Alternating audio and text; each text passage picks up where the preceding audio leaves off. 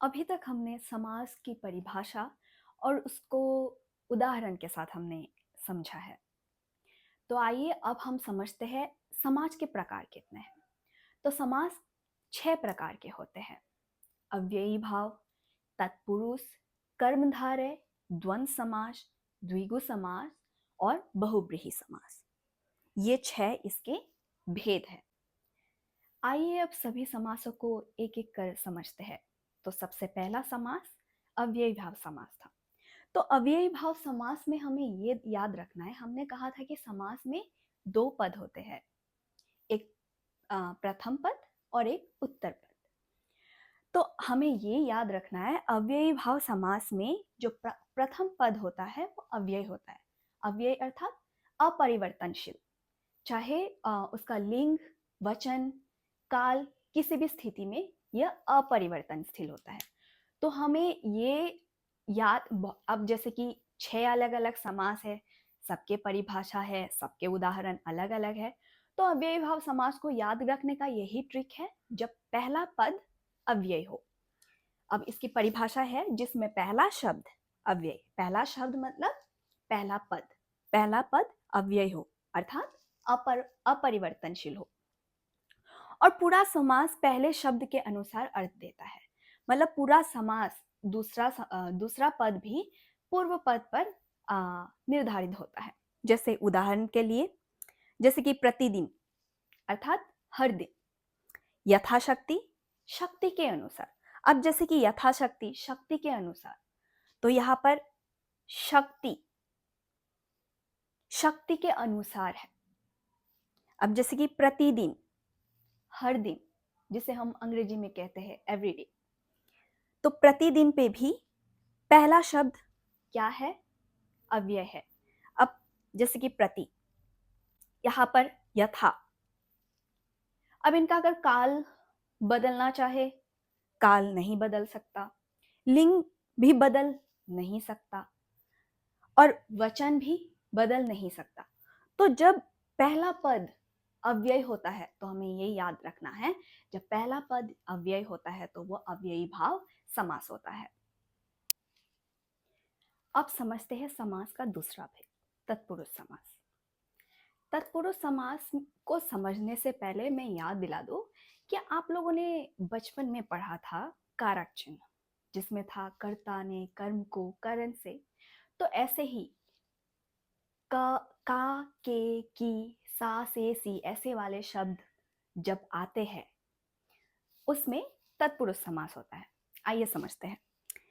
इसका परिभाषा है, जब पहले पद का संबंध दूसरे पद से का, के, की आदि के विभक्तियों द्वारा होता है। यहाँ पर का, के, की का अर्थ है जहाँ पर कारक चिन्ह होते हैं। जैसे उदाहरण के लिए हस्तलिखित, हस्तलिखित अर्थात हाथ से लिखा हुआ, तो यहाँ पर से आ गया। जलपान अर्थात जल का पान, का आ गया। तो जब भी समास वाले शब्द, जैसे कि ये हस्तलिखित, जलपान, ऐसे वाले शब्दों का जब हम असली में जो अर्थ होता है उस अर्थ को निकालेंगे, तो उसमें अगर कारक चिन्ह आ जाता है तो उसे हम तत्पुरुष समास कहते हैं। तो हमें ये बात याद रखना, ये ट्रिक है। जब भी कारक चिन्ह आता है तो वह तत्पुरुष समास होता है। और जैसे कि हमने पहले ही पढ़ा कि 2 पद होते हैं, समास का 2 पद होता है, प्रथम पद या पहला पद और उत्तर पद। तो इसमें ये ध्यान रखना है कि दूसरा पद प्रधान होता है। जैसे कि जलपान, पान किस चीज का कर रहे हैं, मतलब कौन सी चीज खाया या पिया जा रहा है, जल, तो यहाँ पर दूसरा पद प्रधान है। जैसे कि हस्तलिखित, लिखा जा रहा है किससे, हाथों से, और हाथों से क्या करा जा रहा है, लिखा जा रहा है। तो लिखित शब्द, पान शब्द, यहाँ पर जो दूसरा शब्द है वो प्रधान है। तो यहाँ पर यही ध्यान रखना है कि इसमें दूसरा पद प्रधान होगा और पहले पद से विशेषण या विशेष्य संबंध बनता है। अब जैसे कि जलपान, जैसे कि जलपान, पान कर रहे हैं किस चीज का, जल का, तो विशेषण और विशेष्य का संबंध बन रहा है। जैसे कि हस्तलिखित, लिखा जा रहा है किस चीज से, हाथ से, तो यहाँ पर जब अ, दोनों दोनों पद का जब संबंध हम देखा जाए तो इसमें विशेषण और विशेष्य का संबंध होता है। अब समझते हैं कर्मधारय समास। कर्मधारय समास वो होता है जब पहला जो पद है वो दूसरे पद की विशेषता बताए। जैसे कि नीलकमल अर्थात नीला कमल, वो कमल कैसा है? नीला है। नीलकमल अर्थात नीला कमल। तो यहाँ पर जो पहला शब्द है वो दूसरे शब्द की गुण बता रहा है, मतलब यहाँ पर इसकी विशेषता बता रहा है। ठीक ऐसे ही महापुरुष। महापुरुष का अर्थ है महान है जो पुरुष। तो जो पुरुष है उसकी विशेषता बता रहे, वो क्या है? पुरुष कैसा है? महान है। तो इसमें हमें ये याद रखना है, जब पहला जो पद है वो दूसरे पद की विशेषता बताता है तो वहां पर कर्मधारय समास आता है। और हमें ये बात याद रखना है कि इसमें दोनों पद समान तरीके से दोनों ही पद प्रधान होते हैं। अब चौथी समास है द्विगु समास। द्विगु समास को याद रखने का सबसे आसान तरीका ये है कि जब पहला पद संख्यावाचक हो अर्थात न्यूमेरिकल हो। जैसे कि उदाहरण के लिए पंचतत्व, सप्तऋषि, सप्तसागर। अब ये कैसे? पंचतत्व, पंचतत्व मतलब 5 तत्व वाला। तो यहाँ पर पंच अर्थात 5, तो पहला शब्द न्यूमेरिकल अर्थात संख्यावाचक हुआ। सप्तसागर अर्थात 7 सागर, तो यहाँ पे पहला शब्द क्या है? संख्यावाचक। ठीक ऐसे ही त्रिलोक अर्थात तीनों लोकों का। ठीक ऐसे ही हमें याद रखना है, जब पहला पद संख्यावाचक हो तो वो समास द्विगु समास होता है। लेकिन जब पहला शब्द संख्यावाचक हो तो हमें इस चीज का ध्यान रखना है, जैसे कि दशानन। दशानन मतलब 10 आनन, मतलब 10 सर जिसके 10 सिर हो। तो हमें ये याद रखना है कि जब द्विगु समास तभी होगा जब पहला शब्द संख्यावाचक हो और वो शब्द का जो अर्थ हो हम उसी के लिए प्रयोग कर रहे हैं। लेकिन हम दशानन का अर्थ किसी और के लिए प्रयोग करते हैं। जैसे कि दशानन पहला है संख्यावाचक, लेकिन हम दशानन किसे कहते हैं? रावण को कहते हैं। तो हमें इस चीज का ध्यान रखना है, संख्यावाचक भले ही पहला शब्द हो लेकिन उसका प्रयोग उसी अर्थ में करेंगे तभी वो द्विगु समास होगा। अगर उसका अर्थ किसी और के लिए प्रयोग कर रहे हो तो वो कोई दूसरा समास होगा, वो हम आगे पढ़ेंगे। अब द्वंद्व समास। द्वंद्व समास में दोनों पद प्रधान होता है। द्वंद्व समास हम कैसे याद रखेंगे?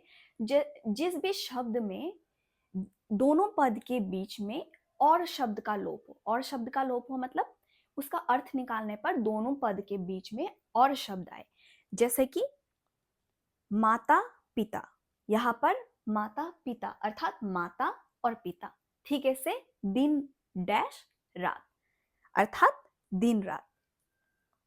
और ये दाल रोटी अर्थात दाल और रोटी। ठीक है से नाना नानी दादा दादी, जो हम ऐसे शब्द बोलते हैं। तो जहां पर डैश आए और उस डैश का अर्थ हो और,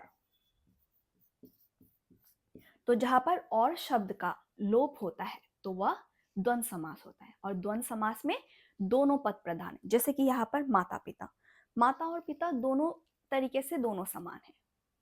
तो इसलिए जब दोनों पद प्रधान हो तो वह द्वंद्व समास आता है, जहां पर डैश अर्थात और शब्द का लोप हो। अब समझते हैं बहुव्रीहि समास। इसकी शुरुआत में उदाहरण से करती हूँ। आप सभी को याद होगा जब मैं द्विगु समास पढ़ा रही थी तो मैंने एक उदाहरण दिया था, दशानन, जिसका अर्थ है 10 है जिसके आनन, मतलब 10 सर है। तो मैंने ये कहा था कि इसका पहला पद भले ही संख्यावाचक हो लेकिन इसका अर्थ तो हम किसी और चीज के लिए कर रहे हैं। हम ये रावण के लिए दशानन शब्द प्रयोग में कर रहे हैं।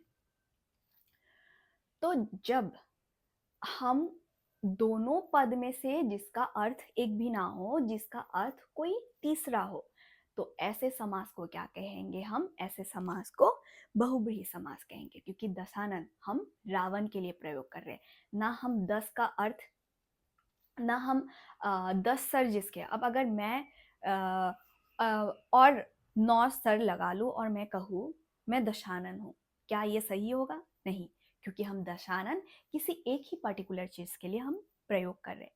ठीक ऐसे ही नीलकंठ, नीलकंठ का अर्थ है नीला है जिसका कंठ। अब मैं अपने कंठ को नीला पेंट कर देती हूँ, नीले रंग का कर देती हूँ, तो क्या मैं नीलकंठ कहलाऊंगी? नहीं, क्योंकि नीलकंठ हम शब्द किसके लिए प्रयोग कर रहे हैं? शिव जी के लिए। ठीक ऐसे ही जब जब जिसमें दोनों पद मिलाकर दोनों में से कोई अर्थ नहीं हम प्रयोग कर रहे, जिसके लिए हम कोई तीसरे अर्थ प्रयोग कर रहे हैं, तो वहां पर क्या आएगा? वहां पर आएगा बहुब्रीहि समास। जैसे हमने ये ऑलरेडी उदाहरण दिया है, नीलकंठ जिसका कंठ नीला है। नील अर्थात नीला, कंठ मतलब जिसका कंठ नीला है, लेकिन हम ये किसके लिए प्रयोग करें? शिव जी के लिए। ठीक है, ऐसे ही पीतांबर। अब जैसे कि मैंने भी पीले रंग का ही वस्त्र धारण किया है, तो क्या मैं खुद को पीतांबर कह सकती हूँ? नहीं, क्योंकि हम पीतांबर किसके लिए प्रयोग करते हैं? हम पीतांबर प्रयोग करते हैं श्री कृष्ण जी के लिए। तो मेरे ख्याल से आप सभी को समास समझ में आया, उसकी परिभाषा, उसके उदाहरण और समास के प्रकार भी आज हमने पढ़े। समास 6 प्रकार के होते हैं। मेरे ख्याल से आप सभी को ये समझ में आया। धन्यवाद। लाइक, शेयर, कमेंट और सब्सक्राइब करना ना भूलें।